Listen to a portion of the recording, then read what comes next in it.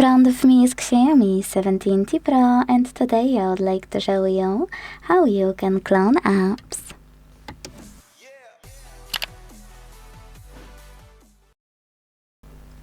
Begin by launching Settings and scrolling to click on this section here, called Apps.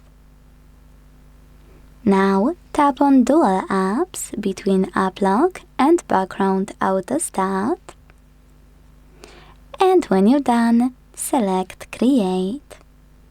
Now, to clone any of those apps, use gray switcher next to it and choose Turn On. If you want to clone one of the recommended ones, click on it and tap on the switcher next to Dual Apps. This time though, after selecting one of the recommended apps, you can tap on Share To and select one of those options. Always ask Default App or Dual App. And also click on Wake using Google Assistant to tap on one of those. Go back.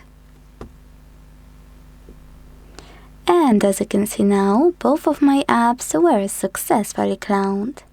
If you want to delete any of them, go back to the same section of your settings and use blue switches. Thanks so much for watching. If you enjoyed this video, leave a like, comment and subscribe. Bye!